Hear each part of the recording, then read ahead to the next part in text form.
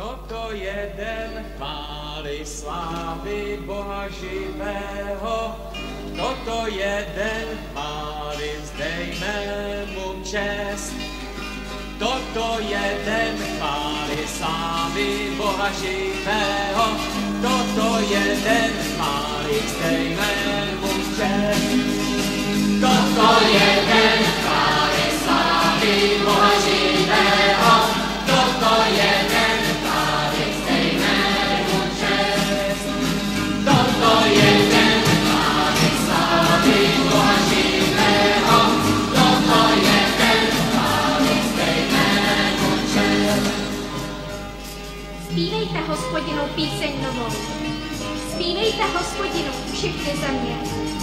Vypravujte mezi pohany o jeho slávě, mezi všemi národy o jeho divech. Toto je den chvály, slávy Boha živého. Toto je den chvály, vzdejme mu čest. Toto je den chvály, slávy Boha živého.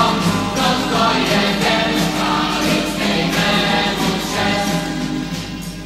Neboť Hospodin je veliký a velmi hodný chvály. Je třeba se ho bát více než ve všech bohů. Neboť všichni bohové pohanů jsou výmysly, Hospodin však stvořil nebe.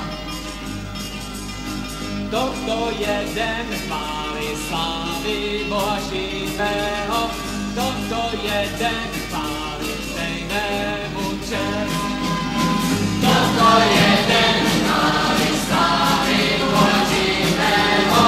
Toto je den chvály, vzdejme mu čest. Zdejte Hospodinu rodiny národů, zdejte Hospodinu slávu a moc. Zdejte Hospodinu slávu hodnou jeho jména. Přineste oběť a do jeho nádvoří vstupte. Toto je den chvály, slávy Boha živého. Toto je den chvály, vzdejme mu čest. Toto je den chvály, slávy Boha živého. Toto je den chvály, vzdejme mu čest. V posvátném rouchu klaňte se Hospodinu. Třeste se před ním všechny země. Hlásejte mezi pohany. Hospodin králuje, národy řídí podle práva. Toto je den chvály, chvály Boha živého. Toto je den